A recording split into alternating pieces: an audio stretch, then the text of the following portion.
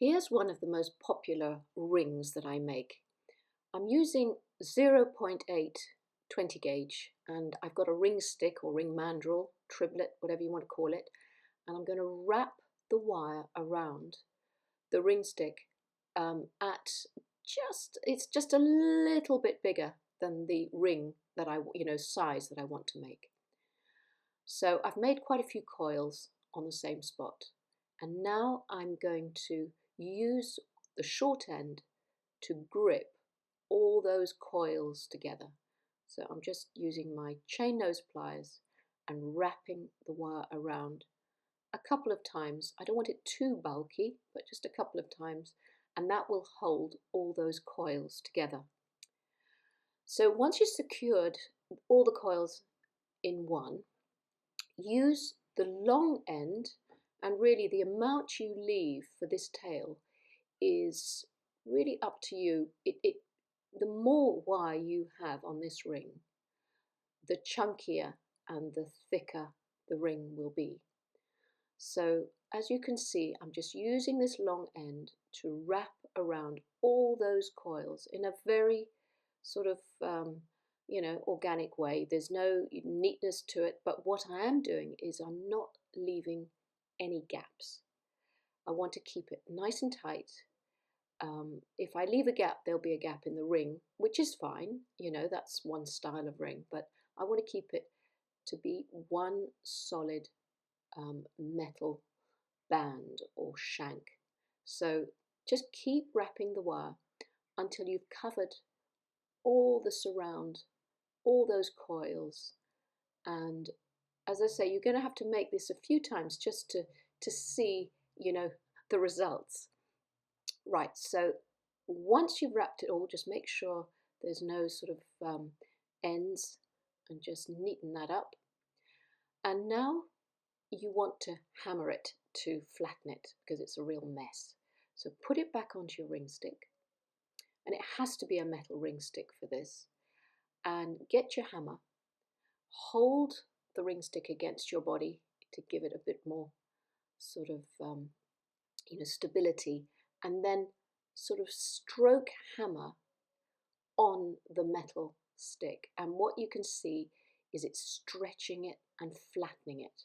And turn it over, because don't forget the mandrel is tapered, so you want to get an even thickness to the band. So now I'm just carrying on, and I always try and think of something that I don't know, that I've been angry with, to get rid of all the aggression when I'm hammering away. It's very therapeutic. And once you've hammered and really sort of toughened it up, you'll see the change. What you're doing is all these wires are being sort of solidified together. No solder required. And when you've got a lot of wire like this, it doesn't make it weak because there's plenty of metal there. So just hammer it until you're happy with the size, and you'll feel how strong it is. It really is now a solid ring, and you can stop there. I mean, there we are, we're married. So that's a ring that you can be happy with, just to make for a friend or for a plain band for yourself. But I'm going to give you a little bit extra on this tutorial. Why don't we add a few little gemstone chips, or it could be beads or crystals, whatever you have to hand. I'm using 0.4mm silver plated wire to add these on. So just get some, or 26 gauge, just wrap it around onto your ring base, and then pick up whatever chips or beads you have to hand. Obviously don't make them too big. I mean, you could just put one big bead on and that would be a ring, but let's just do it with this style of using up little leftover chips that you might have from other projects that you've been working on. So I've just got an assortment here of leftovers, really. A little bit of tiger's eye, a little bit of turquoise, rose quartz, just a bit of carnelian, whatever you've got to hand, or freshwater pearls, that always looks great. Um, Equally, little Swarovski crystals or just any beads you've got to hand. And just keep wrapping them onto the front. Don't forget, this is for, a finger, so you don't want to spread it all the way round. You just got to think of how big you want this focal area to be.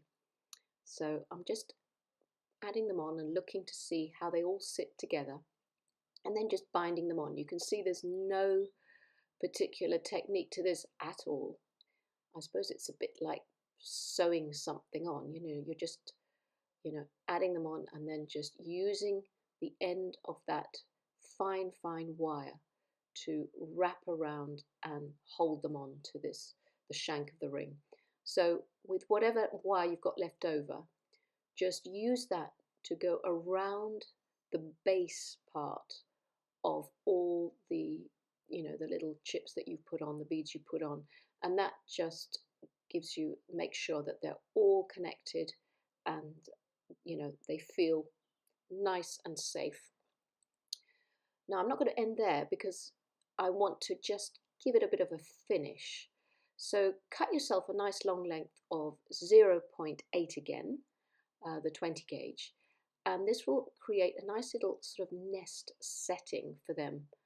So I'm going to start off by making a tiny little spiral. The only reason for this spiral is that it just hooks in, and it means it won't fall out. So I've just made that spiral, and I'm going to fold it to a bit of a right angle so that when I pull it, it doesn't pull out of the bead nest. And now I'm just wrapping and wrapping around the edge of all those beads. And you don't have to do this particularly neatly, you don't have to do this particularly tight. It really, every time you make this, it'll look slightly different. But what that's doing is covering up those fine wires, and it creates a sort of setting for all those little treasures to sit in.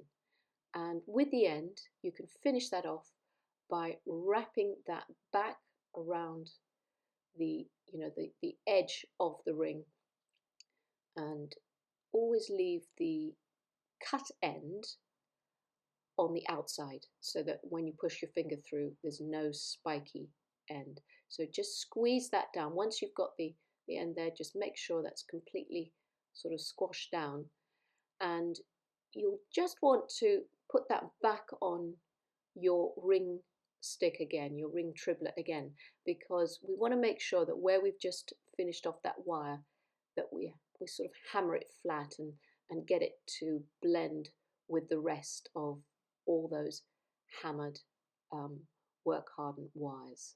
So just go round again, check that it's exactly where you want it to be, and do any adjusting with the little nest setting, those wires you've just wrapped around. Just make sure they're all feeling nice and firm and they're not going to come out.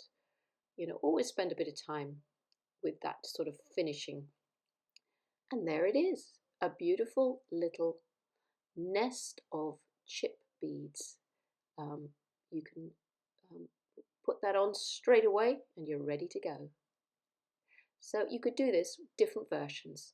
I'll leave it to you.